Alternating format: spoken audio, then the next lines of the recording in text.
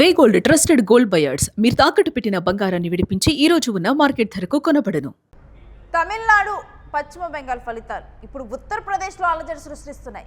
మమతా స్టాలిన్ ఓడిపోవడంతో అఖిలేష్ యాదవ్ ఒక కీలక స్టెప్ తీసుకున్నారు. తాజా ఫలితాలపై సమాజ్వాదీ చీఫ్ సంచలన నిర్ణయం తీసుకున్నారు. ప్రశాంత్ కిషోర్ని దూరం పెడుతున్నారు అఖిలేష్ యాదవ్. పీకేకు చెందినటువంటి ఐపాక్ టీంతో ఒప్పందం రద్దు చేసుకున్నట్లుగా వార్తలు బయటకు వస్తున్నాయి. టీఎంసీ డీఎంకే ఓటమితో అఖిలేష్ యాదవ్ వెనక్కి తగ్గినట్లుగా సమాచారం అందుతోంది. యూపీలో సుమారు 50 మంది ఐపాక్ ఉద్యోగులను తొలగించినట్లుగా తెలుస్తోంది. ఇక తన కోసం పనిచేసేందుకు పెట్టుకున్నటువంటి ఐపాక్ ఉద్యోగులను ప్రశాంత్ కిషోర్కి సంబంధించినటువంటి టీంలో ఉన్నటువంటి ఉద్యోగులను 50 మందిని అఖిలేష్ యాదవ్ తొలగించినట్లుగా తెలుస్తోంది. వీటన్నిటికి కూడా కారణం టీఎంసీ డీఎంకే, ఇటు పశ్చిమ బెంగాల్లో టీఎంసీ అదేవిధంగా తమిళనాడులో డీఎంకే, ఈ రెండు ఓటములతోనే అఖిలేష్ యాదవ్ వెనక్కి తగ్గినట్లు తెలుస్తుంది. దీనికి సంబంధించినటువంటి డీటెయిల్స్ మా ప్రతినిధి సత్యాన్ని అడిగి తెలుసుకుందాం. ఎస్ సత్య, ఈ టీఎంసీ డీఎంకే ఓటములు అనేవి ఇప్పుడు ఐపాక్ బృందాల మీద పడుతున్నట్లు తెలుస్తోంది. పూర్తి డీటెయిల్స్ ఏంటి? ఎస్ రేణు, ప్రధానంగా రాజకీయ వ్యూహకర్త అయినటువంటి ప్రశాంత్ కిషోర్కు మరి అఖిలేష్ యాదవ్ షాక్ ఇచ్చారని చెప్పుకోవచ్చు. ప్రధానంగా ప్రస్తుతం అయితే ఆయన ఆ ఐపాక్ సంస్థకు సంబంధించి అయితే రాజకీయ వ్యూహాలకు సంబంధించి ఏదైతే ప్రస్తుతం అఖిలేష్ యాదవ్కు ప్రశాంత్ కిషోర్ వ్యూహకర్తగా పనిచేస్తున్న పరిస్థితి కనబడుతూ ఉంది. సో ఈ నేపథ్యంలో ఆయన వచ్చే సంవత్సరం ఎలక్షన్స్ ఉన్నాయి 2027లో. అక్కడ ఏదైతే ఉత్తరప్రదేశ్లో ఎన్నికలు ఉన్నాయి. ఇప్పుడు ఆయన ఒక ఇంటర్వ్యూలో మాట్లాడుతూ ఒక ప్రెస్ మీట్ పెట్టి ప్రస్తుతం నేను ఐపాక్ నుంచి తప్పుకుంటున్నా, నా పార్టీ ఫండ్ లేదు, అంటే నా దగ్గర ఉన్నటువంటి పార్టీలో పార్టీ ఫండ్ లేదు, సో నా దగ్గర డబ్బులు లేవు కాబట్టి నేను మరి ఐపాక్ నుంచి తప్పుకుంటున్నా అంటూ కూడా ఆయన సెన్సేషనల్ కామెంట్ చేసిన పరిస్థితి కనబడుతూ ఉంది. దీనికి సంబంధించినటువంటి వ్యవహారం అంతా కూడా ఈ మధ్యకాలంలో మరి వ్యూహకర్తగా వహించినటువంటి ఇటు పశ్చిమ బెంగాల్ కావచ్చు, అలాగే ఇటు తమిళనాడు కావచ్చు, వీళ్ళిద్దరు కూడా ఓడిపోయిన పరిస్థితి. పశ్చిమ బెంగాల్లో మమతాకి అటు రాజకీయ వ్యూహకర్తగా పనిచేశారు, ఇటు ఏదైతే తమిళనాడులో కూడా మరి డిఎంకేకు వ్యూహకర్తగా పనిచేశారు. ఇద్దరు కూడా ఓడిపోయిన పరిస్థితి కనబడుతూ ఉంది.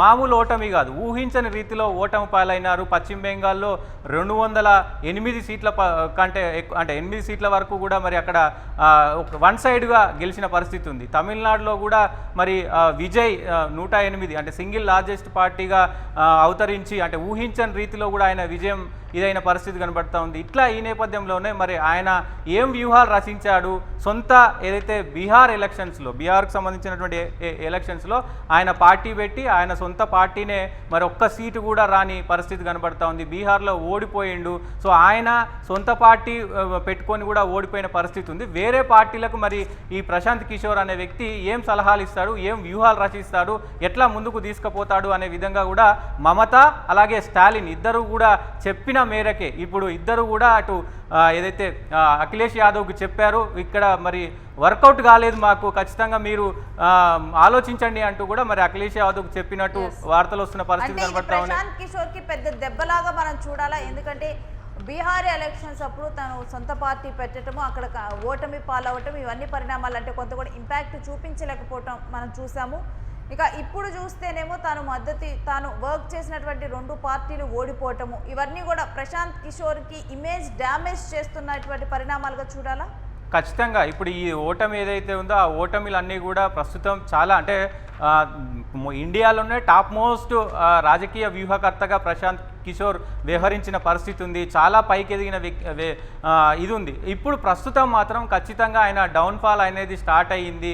మొత్తం కూడా దేశాన్ని, అంటే దేశ రాజకీయాలు చాలామంది ఏలిన పరిస్థితి కనబడుతూ ఉంది. దాంట్లో కీలకంగా వ్యవహరించినటువంటి వ్యూహకర్త ప్రశాంత్ కిషోర్, ఆయన పేరు కూడా దేశవ్యాప్తంగా మరి ప్రశాంత్ కిషోర్ని పెట్టుకుంటే ఖచ్చితంగా వచ్చే ఎలక్షన్లో గెలుస్తామనే విధంగా కూడా గతంలో ఉన్న పరిస్థితి కనబడుతూ ఉంది. అది 2023 నుంచి ఆ డౌన్ఫాల్ అనేది తగ్గింది అనేది కూడా ప్రస్తుతం అర్థమవుతుంది. దాంతోపాటు బీహార్ ఎన్నికలు కావచ్చు, ఇప్పుడు కొత్తగా పశ్చిమ బెంగాల్ ఎన్నికలు కావచ్చు, అలాగే తమిళనాడు ఎన్నికలు కావచ్చు, వరుసగా షాకులు తగులుతున్న పరిస్థితి కనబడుతూ ఉంది.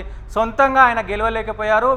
ఎవరైతే రాజకీయ వ్యూహాత్మకంగా వ్యవహరించే ప్రత్యర్థిగా పెట్టుకున్నారో వాళ్ళతో కూడా మరి వాళ్ళు కూడా ఓడిపోతున్న పరిస్థితి కనబడుతుంది. కాబట్టి ఖచ్చితంగా ఆయనకు ఇది ఎదురు దెబ్బ అని చెప్పుకోవచ్చు. రేణు, ప్రధానంగా చూడాలి ప్రశాంత్ కిషోర్ అంటే కేవలం ఇంతవరకే కాదు సత్య, పార్టీలు ఈ ఐపాక్లను నమ్ముకోవటం అనేది కూడా ఇక్కడ నుంచి కొంత ట్రెండ్ తగ్గునుందని చూడాలి. ఎందుకంటే ఒకానొక టైంలోనే ఈ ట్రెండ్ తెర మీదకి వచ్చింది. ఎస్ డెఫినెట్గా పునరాలోచిస్తారు ఖచ్చితంగా ఈ విషయం పైన. అన్ని రాజకీయ పార్టీలు, దేశంలో ఉన్నటువంటి అన్ని రాజకీయ పార్టీలు కూడా ఒక్కసారి పునరాలోచిస్తాయి.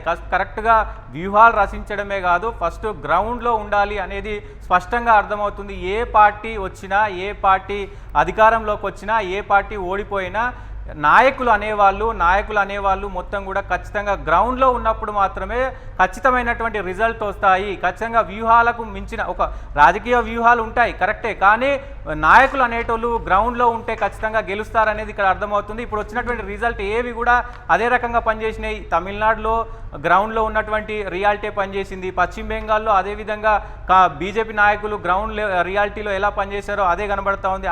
అన్ని చోట్ల కూడా గ్రౌండ్ రియాలిటీలో ఎవరు పనిచేశారో వాళ్ళే నెగ్గుతున్నారు. కాబట్టి ఖచ్చితంగా మీరు అన్నట్లు పునరాలోచిస్తారు. అంటే వ్యూహకర్తగా పెట్టుకోవాలా వద్దా అనేది కూడా పునరాలోచించే అవకాశం ఉంటుంది. చూడాలి మరి ప్రశాంత్ కిషోర్ మళ్ళీ రీబ్యాక్ చేస్తారా, లేదంటే మరి మొత్తానికే ఇది అవుతుందా చూడాల్సిన అవసరం అయితే ఉంటుంది. Renu right Satya, thanks for the details. ఇక యూపీలో ఇప్పుడు చూస్తే 50 మంది ఐపాక్ ఉద్యోగులను తొలగించడం జరిగింది. అఖిలేష్ యాదవ్ అంతర్మథనంలో పడ్డారు. టీఎంసీ డిఎంకే ఓటమిలతో ఐపాక్ మీద డిపెండ్ అవ్వచ్చా అన్న ఒక అంతర్మథనం. కేవలం ఇది అఖిలేష్ యాదవ్కే పరిమితం అవుతుందా అంటే అస్సలు కాదు.